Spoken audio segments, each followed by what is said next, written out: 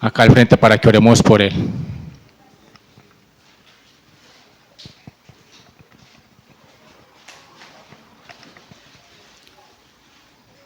Padre, yo te doy gracias, Señor, en esta mañana por la vida de Ramón, Señor.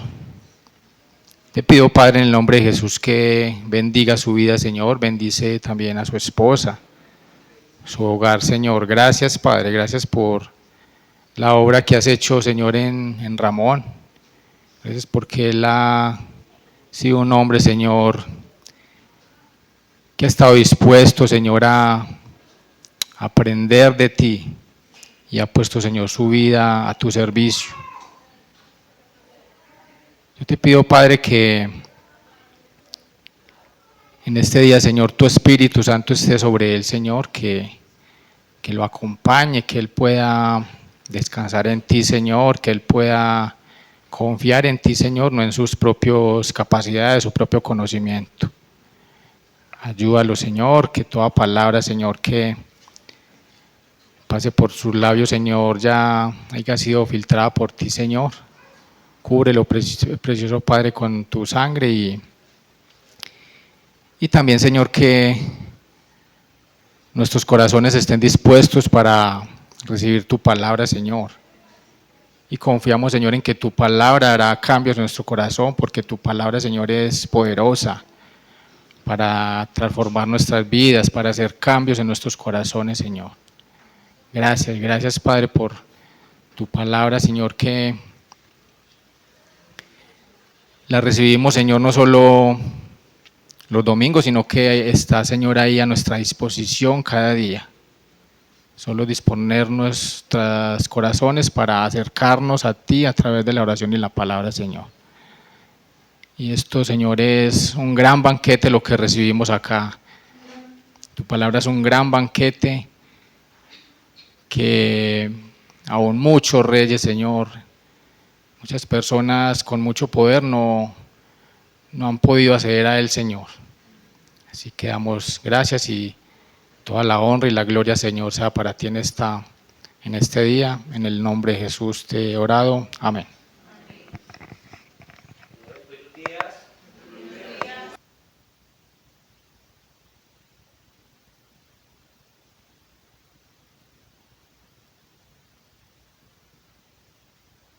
Vamos, para que sea el Espíritu Santo quien nos dirija durante este tiempo. Y es maravilloso porque este encuentro, o lo más precioso de todo, es que el Señor desde la eternidad, desde que nosotros existiéramos, ya había preparado este encuentro. Sabía que como familia nos íbamos a reunir hoy. Es grandioso y ese, como lo decía Juan Carlos, muchas personas, en realidad con un poder inmenso, no tienen el privilegio de poder disfrutar de este banquete que es la palabra del Señor. Entonces, oro que el Señor disponga nuestros corazones, Padre Santo, en el nombre de tu Hijo Jesucristo, Señor, que es sobre todo nombre. Yo oro, Señor, para que seas tú, Señor, ministrando, Señor, a cada persona, Señor, que se encuentra acá presente, Señor. Señor, tú sabes, Señor, que llegamos a ti necesitados, Señor, en ese sentido, Padre Santo. La iglesia, Señor, es como un hospital donde llegamos lastimados, donde llegamos cargados, llegamos quizás con ansiedades, en espera de ver un milagro en nuestra vida. Y yo oro, Señor, para que tú, Señor, hagas milagros grandes, Señor, que te manifiestes tu poder, Señor, sobre este lugar, Señor. Que podamos ver tu gloria, Señor, como cantábamos, Señor. Bendito eres el Rey Celestial por este tiempo y por este privilegio. En el nombre de Jesús oramos. Amén. Bueno, mis hermanos, ya el pastor nos había compartido la palabra de Dios en el capítulo 19 de primero de Samuel hace 15 días. Recordemos que hace 8 días celebramos la Santa Cena. Entonces, Hoy les quiero compartir el mensaje, primera de Samuel 21, 1 al 15, en la Nueva Biblia de las Américas. Así que por favor les pido que abran sus Biblias y me acompañen entonces a leer el pasaje que estudiaremos en el día de hoy.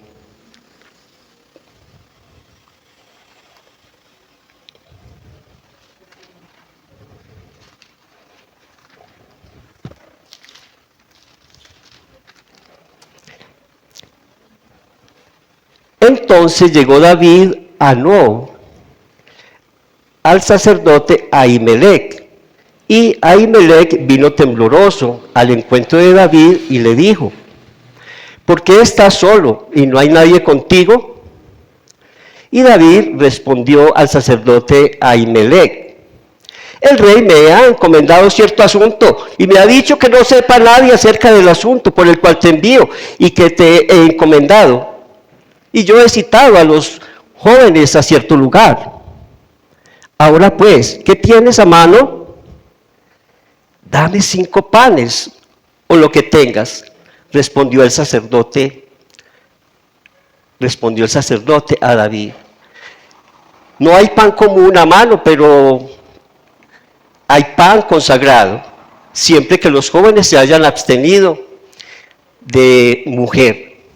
Y David respondió al sacerdote: ciertamente las mujeres no han sido vedadas, como anteriormente, cuando he salido en campaña, los cuerpos de los jóvenes se han mantenido puros, aunque haya sido un viaje profano. ¿Cuánto más puros estarán sus cuerpos hoy?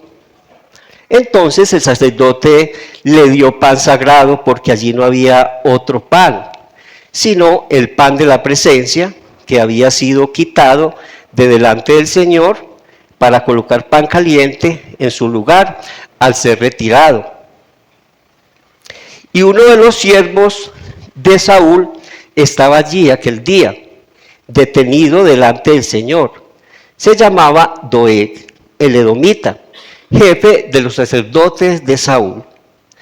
David dijo a Ahimelech: ¿no tienes aquí a mano una lanza o una espada?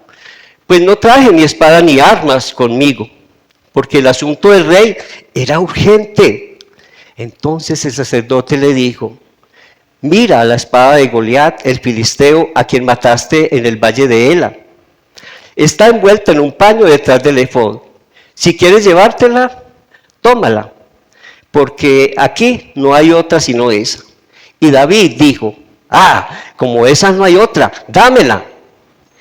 David se levantó y huyó aquel día de Saúl y fue a donde estaba Aquís, el rey de Gat.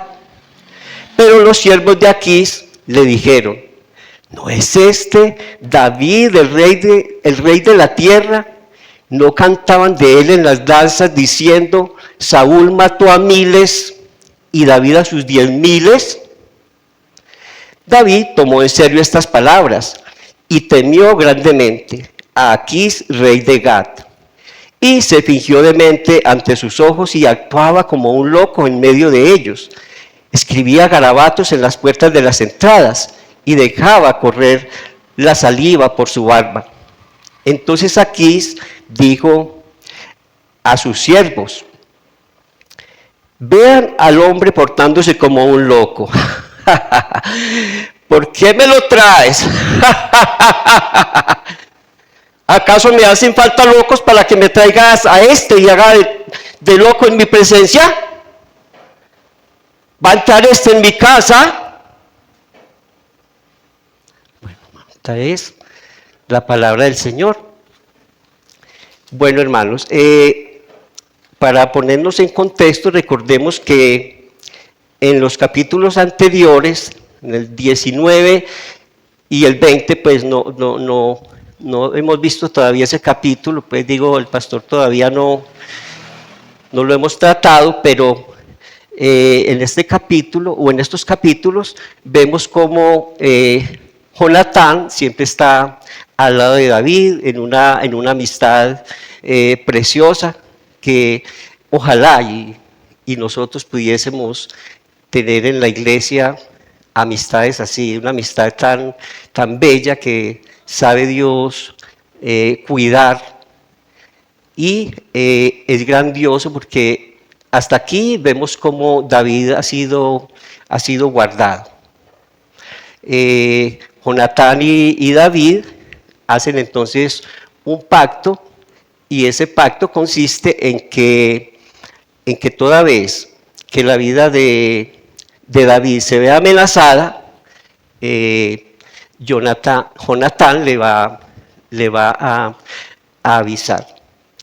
Y es hermoso ver entonces cómo David hasta aquí se ha mantenido fiel a sus principios y a su fe, y sobre todo ha mantenido un respeto enorme hacia la autoridad. Pero aquí, como podemos ver, dice en el pasaje que David se llega entonces al santuario, al templo. Ese santuario era llamado en la época el santuario de los sacerdotes, ¿cierto? Era un lugar muy importante, y David llega allí desesperado, pues huyendo de Saúl, que quiere matarlo. Vamos entonces a mirar algo. Todos nosotros sabemos, mis hermanos, que hay un principio o una ley que se llama la ley de la causalidad, la ley de causa y efecto, es decir, que toda acción tiene una reacción, ¿cierto? Y David, porque voy a ese punto, David acá dice una mentira respecto a que ha sido enviado para un asunto, pero que no puede decir ese asunto. Y dándole una corta aplicación acá a nuestra vida, podemos decir que a veces cuando decimos una mentira, y si tratamos de ocuparnos como en detalles de contarla, eso lo que hace es ponernos en evidencia. Por eso es tan complicado mentir. Y precisamente por eso le coloqué también ese título a esta enseñanza. La mentira de David, una salida con consecuencias inesperadas. Porque David no se imaginaba lo que iba a ocurrir luego, y lo vamos a ver en el siguiente capítulo 22, y lo vamos entonces a leer.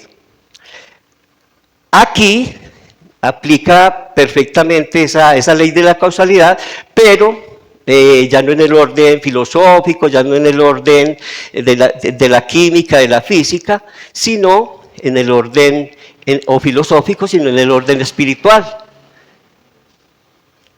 Entonces, yo quiero por favor que me acompañen, y vamos a digerir esto, porque esto tiene, como dicen por ahí, tiene muchas aristas. Obviamente un mensaje de estos, si nos ocupáramos de todos los detalles, nos llevaría varias predicaciones, varios encuentros. Bueno. David entonces llega a Nob y se encuentra con Ahimelech, el sacerdote principal. David le pide comida y armas, y Ahimelech le dice que está en una misión secreta para el rey. Ahimelech le da pan sagrado y la espada de Goliat a David. Aquí, hermano, la espada, que también es considerada la espada de la fe, porque David la obtuvo precisamente en el momento que venció al gigante Goliat, cuando se enfrentó con él con una honda y una piedra, lo venció. Ese entonces era un símbolo de victoria, por eso era celosamente guardada en el templo como un trofeo para que los fieles, para que el pueblo de Israel recordara aquello que había alcanzado David, que era pues vencer al gigante Goliat. Y miren, hermanos, cuando nos desviamos de la fe, David A David le entregó el sacerdote Ahimelech la espada también, ¿cierto? Pero David sin embargo salió huyendo cuando vio que ahí en el templo o en el santuario se encontraba un hombre que parecía ser de los hombres de Saúl, sintió miedo y salió. Y esto nos muestra, hermanos, que cuando estamos llenos de miedo, cuando estamos llenos de temor, es a la fe, es al Todopoderoso, es al que todo lo puede para sacarnos de la situación. Él tenía la espada, pero uno se pregunta, a ver, David, que antes se había enfrentado a fieras cuando era un pastorcito, allá, que cuidaba las ovejas, todo, y cómo el pueblo lo recordaba esa hazaña de David allá, cuando vencía a ese gigante, pero ahora tiene una espada. Y entonces, vamos a ver algo que es muy, muy importante. Si nosotros creemos que es con armas que podemos vencer las fuerzas del mal, que podemos enfrentar toda clase de enemigos, como ocurre lastimosamente en nuestro país, que creemos que la guerra se soluciona con más guerra. Pero por acá hay una noticia mejor y se encuentra en Zacarías 4:6 y dice: esta es la palabra del Señor a Zorobabel. No es por espada ni por ejército, sino por mi poder, dice el Señor de los ejércitos. Significa que el Señor está hablando a Zorobabel, gobernador de Judá, y le está diciendo que la reconstrucción del templo y la restauración de la nación no dependerá de la fuerza militar o de la espada, sino del poder de Dios. Respecto al pan, este pan era el sacerdote Ahimelech, le dice que no tiene pan común, que era el pan sin levadura, que solo tiene el pan consagrado. Este pan también es llamado el pan de la proposición, ¿cierto? También se suele llamar, si vemos en los textos hebreos originales, se llama también el pan para comer en la cara del Señor o en la presencia del Señor. Pero como no hay más pan, entonces el sacerdote Ahimelech accede a darle entonces estos panes. Yo quiero, hermanos, que vayamos entonces a Mateo 1 al 8, por favor. Vayamos a Mateo 12:8, tan amables. 12 del 1 al 8, perdón. 12 del 1 al 8.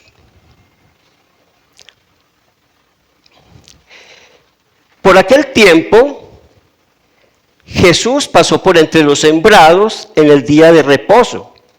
Sus discípulos tuvieron hambre y empezaron a arrancar espigas y a comer. Cuando los fariseos lo vieron, dijeron: mira, tus discípulos hacen lo que no es lícito hacer en el día de reposo. Pero él les contestó: ¿no han leído lo que hizo David cuando él y sus compañeros tuvieron hambre y cómo entró en la casa de Dios y comieron los panes consagrados que no les era lícito comer, ni a él ni a los que estaban con él, sino solo a los sacerdotes? ¿O no han leído en la ley que en los días de reposo los sacerdotes en el templo profanan el día de reposo y están sin culpa? Pues les digo que algo mayor que el templo está aquí, decía Jesús refiriéndose a él mismo. Él encarnaba la misericordia y la compasión. Pero si ustedes hubieran sabido lo que esto significa, misericordia quiero y no sacrificio, no hubieran condenado a los inocentes, porque el Hijo del Hombre es el Señor del día de reposo. Amén.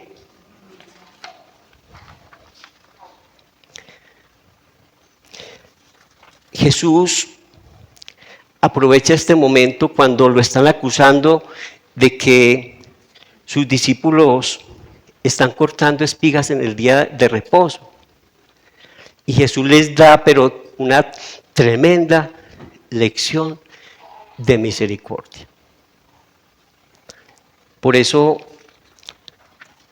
les dice en lo que podemos extraer entonces como enseñanza: la ley no es más importante que la necesidad humana de alimentarse y cuidarse. Esa es una primera enseñanza aquí en este pasaje de Mateo, que es paralelo también con Levítico, porque en Levítico también se separaba, se habla de que se separaban los panes y la harina para ofrecer entonces esos sacrificios. Allí Jesús entonces muestra la autoridad que le ha sido dada para interpretar la ley y establecer prioridades al citar el ejemplo de David, quien comió el pan consagrado en Nob. Nob era un pueblo que se encontraba a unos 3 kilómetros de Jerusalén, y como veíamos, David pues llegó allí. Jesús demuestra que tiene autoridad para decidir qué es lo más importante en una situación determinada. No somos nosotros, no son nuestros caprichos, no son nuestras ideologías y lo que consideramos bien. Esto nos habla de la soberanía de Dios, hermanos, para tomar decisiones, para que evitemos cuestionar sus decisiones, lo que Él hace. Él lo hace porque es Dios, porque sabe por qué hace las cosas. Y les dice: el sábado fue hecho para el hombre y no el hombre para el sábado. Y aquí resalta también la importancia de la misericordia. Jesús enseña que la misericordia es más importante que la observancia estricta de la ley, al citar el ejemplo de los sacerdotes que trabajan en el templo. Enseña que la misericordia y la compasión deben tener prioridad sobre la ley. Ahora vayamos a la mentira de David. David entonces miente a Ahimelech sobre su misión, diciendo que está en una tarea secreta para el rey, y bueno.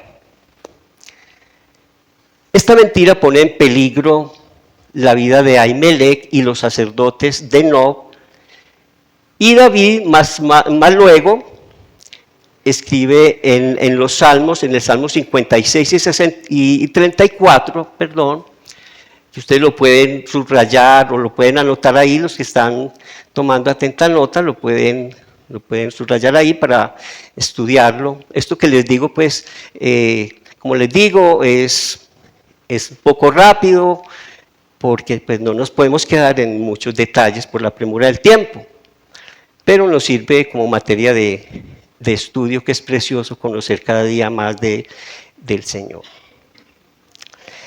Entonces, pone en peligro a los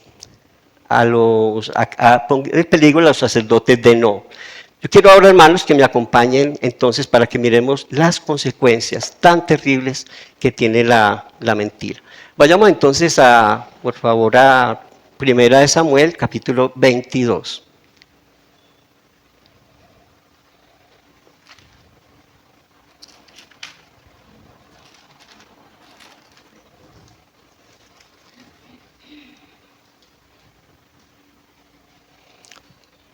Matanza de los sacerdotes de Nob. Estoy leyendo versículo 11 de 1 Samuel capítulo 22. ¿Sí?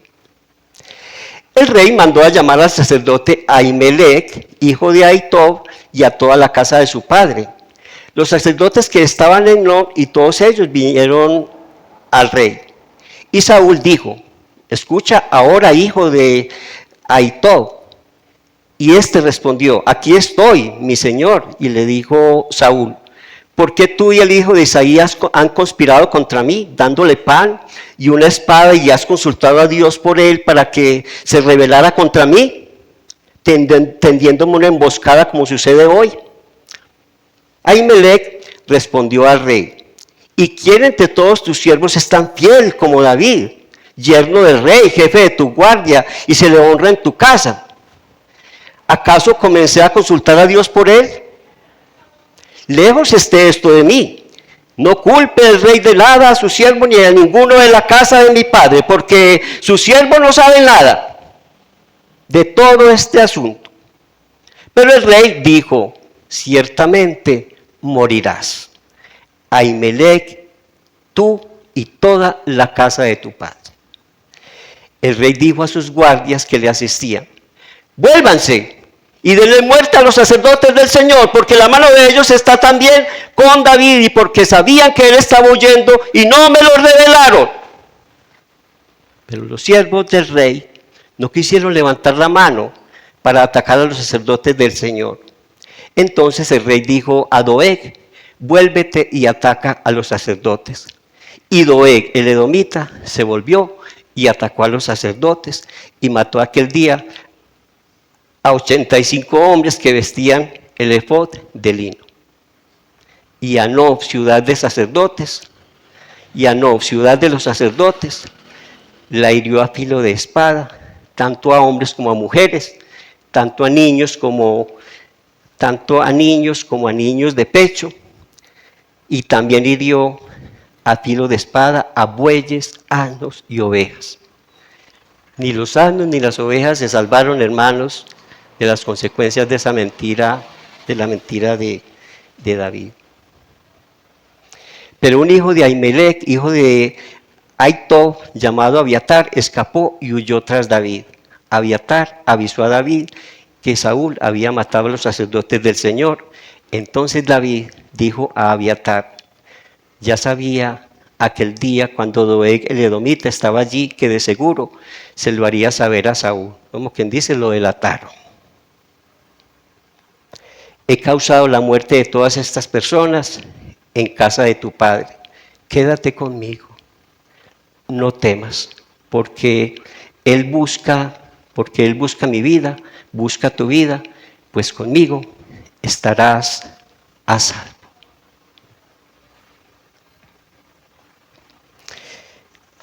Entonces, hermanos, la mentira, como vemos, trae consecuencias terribles en nuestra vida. David entonces sale de ahí y busca refugio en una ciudad filistea, en Gat, una ciudad filistea. Los siervos del rey Aquís lo reconocen y se lo dicen al rey. David entonces finge locura para escapar de Aquís y es liberado. Fingir, hermanos, según el diccionario de la RAE, de la Real Academia Española de la Lengua, según el diccionario, es dar a entender algo que no es cierto. Así que David no solo había mentido al afirmar que estaba cumpliendo un asunto que le había sido encomendado claramente, sino que también finge locura en ese momento. Dice que hacía que la saliva le corriera por su barba, y veíamos pues la reacción de aquel hombre cuando llega pues allá a este lugar, a Gad.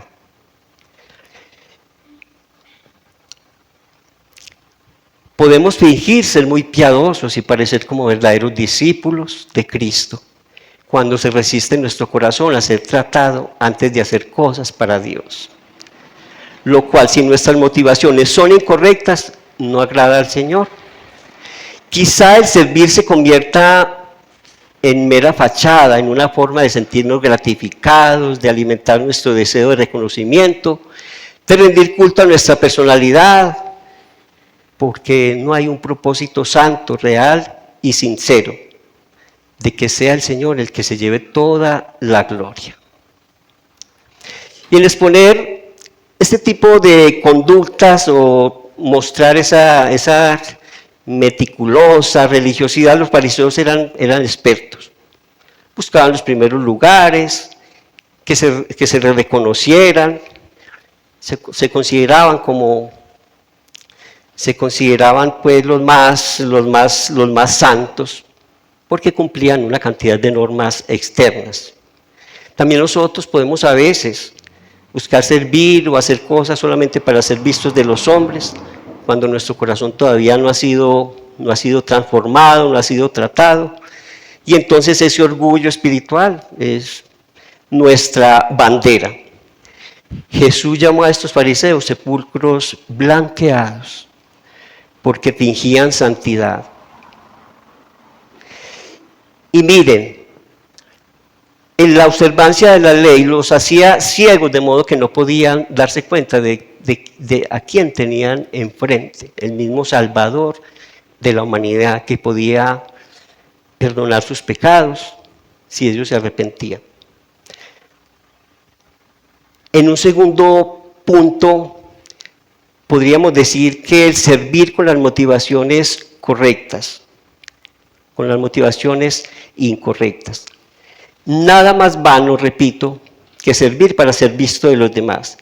El que quiera gloriarse, dijo el apóstol Pablo, que se gloríe de pertenecer a Cristo y de rendirse a Él en obediencia, con el único propósito de manifestarle nuestro amor y gratitud por lo que Él hizo por nosotros, cuando exhaló el último suspiro en la cruz y dijo: consumado es.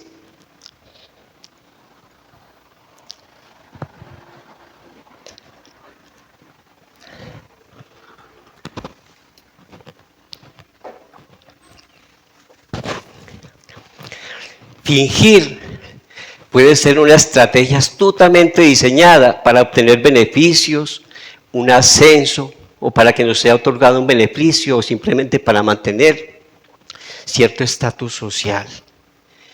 Fingir que se tiene capacidad de pagar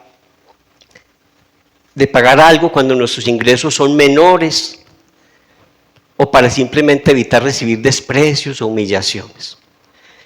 Muchas veces fingimos para enaltecernos por encima de los demás. Si nuestro propósito es buscar agradar a los hombres o a nosotros mismos y no a Dios, se nos hará fácil caer en las redes del engaño y la mentira. Y todo esto trae consecuencias a nuestra vida. ¿Ustedes no han visto, hermanos, cuando personas que fingen tener conocimiento en alguna materia y luego quedan en ridículo? Esto ocurre porque no es posible mantener por mucho tiempo una fachada.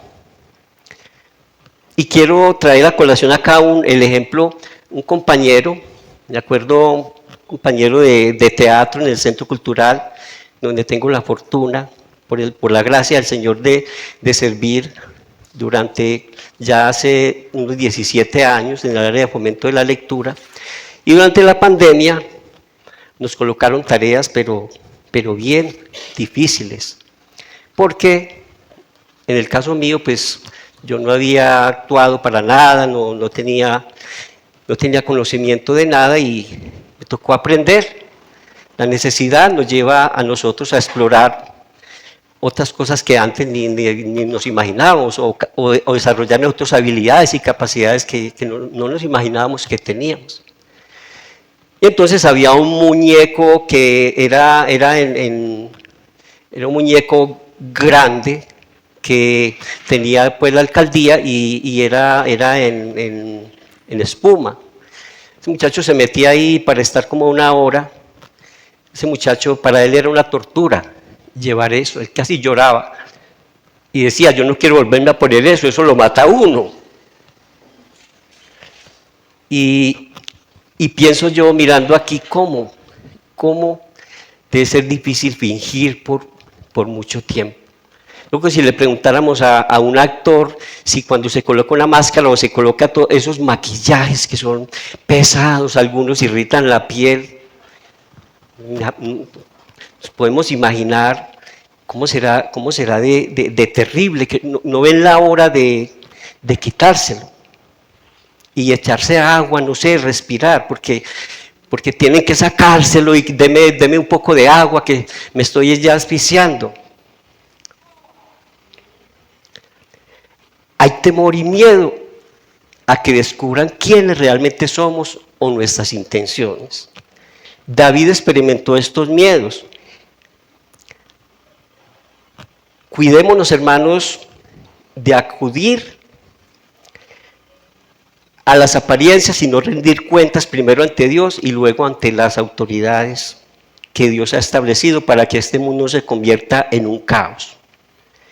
Peor aún de lo que es por causa del pecado y la maldad.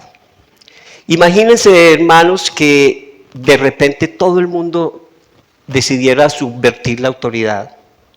No voy a obedecer a nadie, no voy a obedecer a mi papá, ni a mi mamá, no voy a someterme a la autoridad de un ministro del Evangelio, de mi jefe.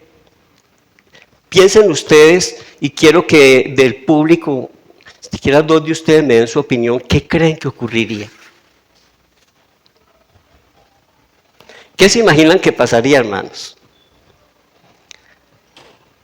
Si todo el mundo dijera, yo voy a hacer lo que... Porque estamos apuntando al respeto que la autoridad, que David tenía por la autoridad de Saúl. Eso era lo hermoso de David, prefería huir, porque alguien podría decir, no, qué cobarde, pero no, prefería huir antes que faltar a la autoridad. Lo había tenido en sus manos para matarlo. Él podía haberlo hecho y decir por ahí como en un programa de televisión, caso cerrado. ¿Sí?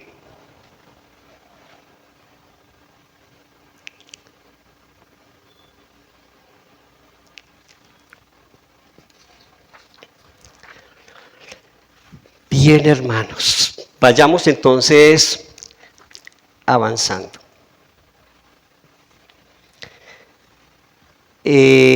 Quería para completar esa idea ahí, si entonces qué pasara, porque me queda como corta, qué pasara si todo el mundo decidiera obedecer. A mí se me ocurrió pensar que Satanás haría fiesta, convocaría a todo ese séquito de ángeles caídos y venga, hagamos fiesta porque toda esta gente se rebeló, porque eso fue lo que él hizo. Dios estaba por encima de él cuando estaba allá, cuando Satanás, recordemos quién era antes de que fuese arrojado a la tierra. A él se le unieron varios, armaron una revuelta. El que dijo, yo me voy de aquí, pero no me voy solo. Estarían gozándose. Pero qué hermoso, mis hermanos, cuando lo miramos más como en positivo. Y voy a otro punto. Y lo he llamado amados, redimidos y exaltados. A su tiempo, si hacemos las cosas con excelencia y amor, sin fingimientos, el Señor nos exaltará y colocará conforme a sus planes, y nos colocará, conforme a sus planes en lugares de preeminencia. La Biblia, como a muchos, por su carácter humilde, su obediencia y fidelidad a sus principios, Dios los puso a servir a reyes. No fue lo que ocurrió con José de Egipto. Se guardó en integridad, huyó más bien del pecado cuando escapó de la mujer de Potifar. Ya conocemos la historia, ¿cierto? Ya para concluir, hermanos, digamos que David, más que huir del ejército de Saúl que lo buscaban, huía de la verdad, acosado por las circunstancias que no le eran muy favorables, y con el ánimo de guardar su vida, sobre todo un respeto santo a la autoridad de Saúl, se resistió a quitarle la vida, repito, cuando lo tuvo en sus manos, pues se esforzaba por ser justo y misericordioso con los demás. Demostró compasión y perdón hacia sus enemigos, incluso hacia Saúl, que lo perseguía. Esto lo pueden leer en 1 Samuel capítulo 24, ya lo veremos más adelante. David, dice la palabra de Dios, que tenía un corazón conforme al corazón de Dios. ¿Cómo fuera de maravilloso, hermanos, que también eso se pudiera decir de nosotros? que tenemos un corazón conforme al corazón de Dios, corazón humilde, manso como el del Redentor, manso y humilde de corazón,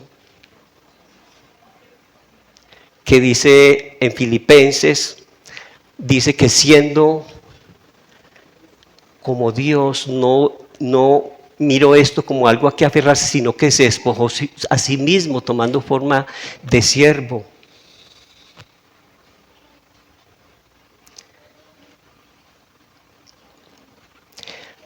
Recordemos que Jesús vino de la tribu de David, era un descendiente suyo y sus enseñanzas con respecto a la importancia de decir la verdad debe servirnos como ejemplo en nuestro caminar espiritual. Por eso nos persuade de por qué debemos hablarnos unos a otros con la verdad. En ese sentido, ya para darle aplicación a nuestra vida y especialmente para mirar qué enseñó Jesús con relación a la mentira.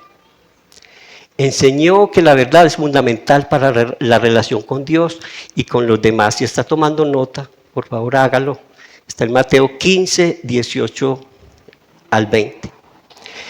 Enseñó que la honestidad es indispensable para la relación con los demás. La honestidad. Eso lo encontramos en Lucas 8, Lucas 8, 11 y 15. Enseñó también en Juan 8, 44 que la mentira es una característica del maligno.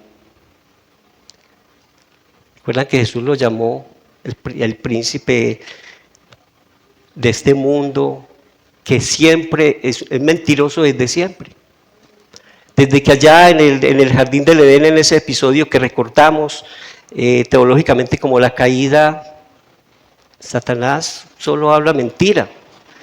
Y él nos va a querer convencer de que no es malo decir una mentirita, que es una mentirita piadosa, que eso es como inofensivo, que eso no tiene ningún efecto. Pero Dios odia precisamente la mentira porque sabe de las consecuencias que trae el mentir. Y por último, enseñó que la verdad tenía un carácter liberador. Eso se encuentra en Juan 8, 38 del 31 al 32. Porque dijo Jesús, y conocerán la verdad, y la verdad los hará ¿qué? Libres. Hermanos, no tenemos que acudir a artificios, a fingimientos, a aparentar lo que no somos. Dios quiere que nosotros seamos cartas leídas, que no tengamos nada que esconder, que podamos con otro hermano, estamos luchando con un pecado, con algo, decirle a un hermano, estoy luchando con esto, mi hermano, ayúdame a orar. Por eso nos congregamos, por eso no vamos donde el brujo o donde el hechicero, donde el adivino a que nos ayude. Por eso venimos a la iglesia. Ahora digamos, Ahimelech en el principio fue al lugar correcto, fue al templo. Podemos, en lugar de ir al templo, en ir donde el pastor, donde una persona donde un hombre de Dios nos aconseje, nos ayude, nos dé ánimos. Pero qué triste, hermanos, cuando vamos al lugar equivocado. Y quiero hacer alusión a algo que sucedió en una ocasión, mis hermanos. Yo estaba por allá como en el tercer año de bachillerato. En esa época no decíamos ni octavo ni noveno, sino que se decía sexto, séptimo, octavo.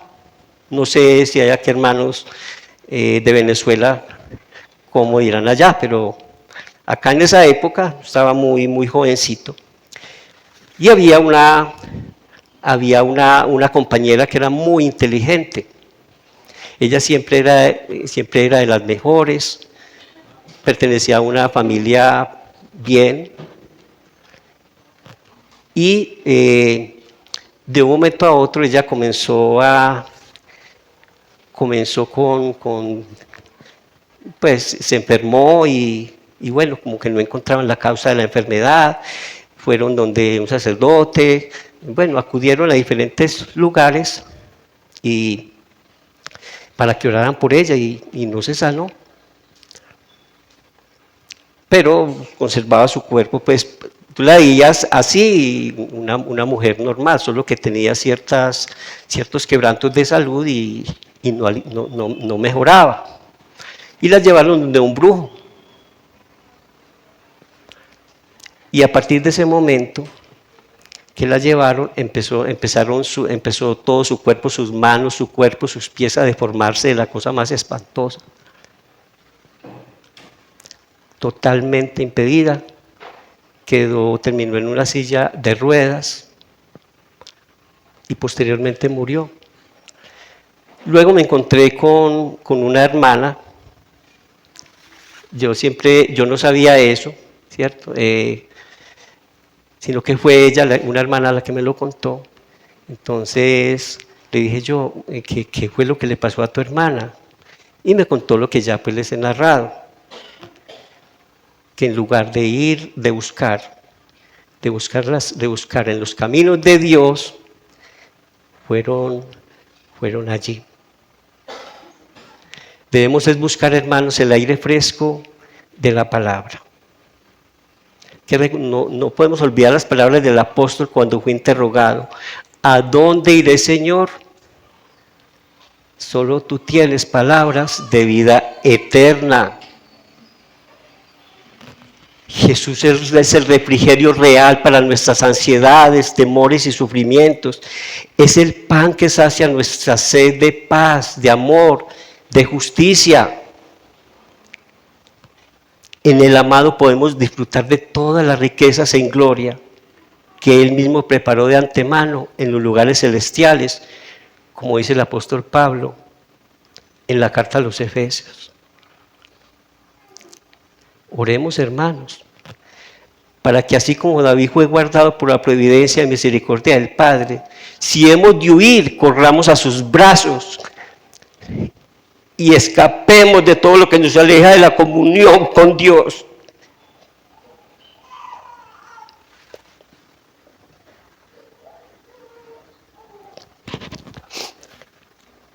Huyamos a buscar refugio en la casa de Dios, el único lugar seguro donde su presencia lo llena todo, desaloja los miedos que se han instalado en nosotros y nos impiden avanzar.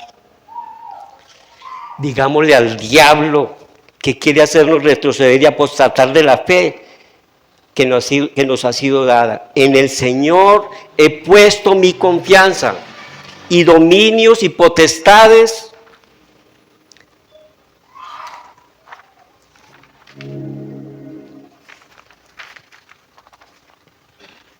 huirán. Digámosle al diablo que quiere hacernos retroceder y apostatar de nuestra fe. El Señor he puesto mi confianza, y dominios y potestades no tienen poder sobre mí. Señor, ayúdanos a ser consecuentes con la fe que afirmamos profesar. Alienta nuestro espíritu, porque tú eres nuestra esperanza fiel. Vivifícame conforme a tus misericordias y tu gracia. Guárdame, Señor, de en momentos de angustia y temor huir al lugar incorrecto en vez de acudir a tus brazos de amor. Guárdame de poner mi seguridad en mis capacidades y talentos, de buscar mi identidad en lo que no soy, en mis logros, y no en quien tú has dicho que soy. Un hijo redimido, amado, aceptado y adoptado como hijo tuyo en Cristo, comprado a precio de sangre, porque delante de ti la sabiduría y el poder humano es menos que nada. Si el pan de la proposición que se consumía en aquel tiempo se hacía solo con los amigos de confianza, no deberíamos saciarnos de ese mismo pan que en el nuevo pacto se presenta como la sangre de Cristo, como veíamos en la celebración de la Santa Cena hace 8 días. Recordemos las palabras del mismo Jesús, hermanos. Mi cuerpo es verdadera comida y mi sangre verdadera bebida. Quien los come no volverá a tener hambre ni volverá a tener sed. El desprecio de tal ofrenda ocasiona alejamiento de Dios, ruptura de la relación, desenfreno y en consecuencia muerte espiritual. Tal alejamiento, ojalá nosotros, pecadores aún en proceso de ser lavados, limpiados y santificados por la palabra, lo entendiéramos. Atrae ruina espiritual y estancamiento. Abandonar nuestras falsas seguridades, desmontar nuestros argumentos culturales y sociales forjados a lo largo de nuestra accidentada historia de vida, es la única solución. Ahora sí, entonces, apercibidos de tal necesidad, consultemos el manual de vida, que es la palabra de Dios. Humillémonos bajo la poderosa mano de Dios y nos alumbrará Cristo, que se complace en amarnos. Ese es su mayor deleite. Él se deleita en amarnos. Cierta vez yo pensaba esas preguntas teológicas que uno se hace, como Dios, que estaba en su trono, nadie, no tenía problemas con esta humanidad. ¿Por qué decidió crearnos? Como usted vivir cómodo en su morada, en su casa, entre lujos, en fin, todo lo ostentoso que pueda ser su lugar de habitación y decidir hacer algo que sabe que le va a complicar su vida, que le va a amargar su vida, su convivencia. Y la única respuesta que encontré es que decidió, a pesar de que sabía, porque por el preconocimiento que él tiene de todas las cosas, decidió amarnos. Y más aún, es que es tremendo, hermanos, cómo él, me hago yo la pregunta, cómo él, un Dios todopoderoso, utiliza hombres de carne y hueso, como yo y como todos nosotros, para edificar, para compartir un mensaje. ¿Cómo es posible? Eso es un misterio, mis hermanos, que no alcanzaremos a desentrañar en esta vida. Porque el Señor nos permite llegar en nuestros conocimientos y se nos revela hasta cierto punto. Y eso nos debe llevar a ser humildes y decirle, Señor, aunque yo no entiendo por qué está pasando esto en mi vida ahora, por qué estoy pasando por estas crisis, Señor, quiero confiar en ti, que tú estás conmigo, que tú no me dejarás, que no me desampararás, que siempre estarás ahí, aunque no, a veces no te sienta, aunque a veces parezca que tú me has abandonado, Señor. Pero la palabra de Dios dice, no te dejaré ni te abandonaré. Yo estaré contigo hasta el fin del mundo. Jesús dijo cuando iba a partir, que estaba con los discípulos y estaban tan cómodos, que dijo, Pedro, Señor, ¿por qué no construimos una casa para ti? Otra. Y dijo Jesús, no me voy a preparar morada, porque en la casa de mi Padre muchas moradas hay. Hermanos, este cuerpo es simplemente una morada. Este mundo es pasajero. Entonces, ¿de qué enorgullecernos? Pablo, después de haber conocido todas las misericordias en Cristo Jesús, dijo que después de conocer a Cristo, todo lo demás lo consideraba como basura. Y no es que no podamos disfrutar de las cosas, Dios nos las da para que disfrutemos del sexo con nuestra pareja, disfrutemos del amor de los hijos, esas criaturitas hermosas que las vemos correr por aquí y nos asombran, de su ternura, de su belleza, de su inocencia.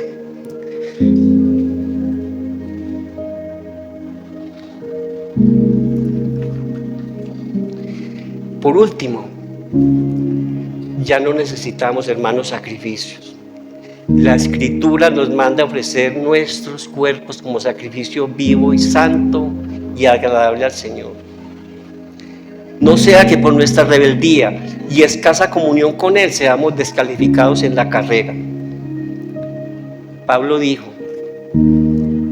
he corrido la carrera hacia la meta del supremo llamamiento en Cristo, y no me detengo, sino que prosigo.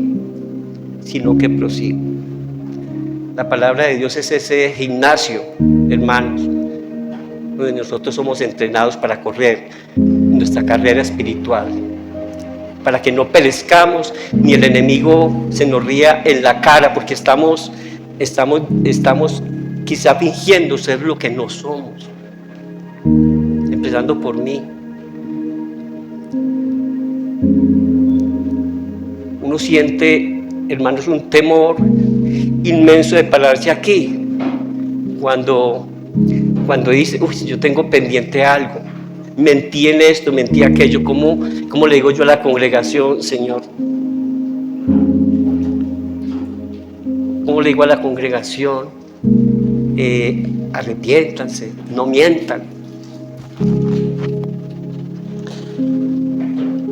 Vamos a orar, hermanos, y que sea el Espíritu Santo el que ponga en nosotros ese deseo sublime de buscarle y anhelarle todos los días de nuestra vida, y que podamos descansar en Él en medio de las tribulaciones, en medio de los afanes de este mundo.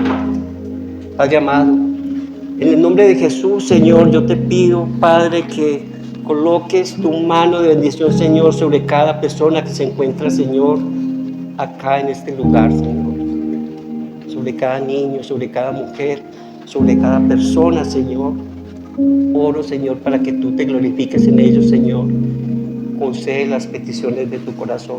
Y si hay alguien, Señor, que aún no se ha arrepentido de sus pecados, Señor, concede el arrepentimiento y la fe, Señor, para que vaya a ti, para que venga a tus pies, Señor, y se goce, Señor, en tu presencia, Señor. Te doy gracias por ellos, Padre amado, en el nombre de tu Hijo Jesucristo, y oro, Señor, para que les concedas salud, les concedas prosperidad en todos los campos, Señor, que ellos puedan ver la manifestación de tu gloria, ver milagros extraordinarios, Señor, que quizás ellos están esperando porque han emprendido algo y han encontrado un freno. Señor, ayúdalos, Señor, en sus luchas, como me ayudas a mí, Señor, como me has salvado, Señor, como salvaste a David, lo protegiste. Si tú, Señor, miraras nuestros pecados, ninguno de nosotros estaría de pie, Señor. No podríamos alzar nuestra vista. Pero es a través de Jesucristo, que es la puerta de acceso para accesar al trono de la gracia, como podemos presentarnos, como decía la hermana Erlani, podemos presentarnos a Él sin mancha. Somos su iglesia, que Él está purificando, que Él está limpiando para presentársela al Padre, pura, sin mancha. Gracias, Señor, por estar con nosotros. Gracias, Señor, por el privilegio de poder en esta mañana venir a tu casa, Señor, para honrarte, para glorificarte. En el nombre de Jesús oramos. Amén y amén.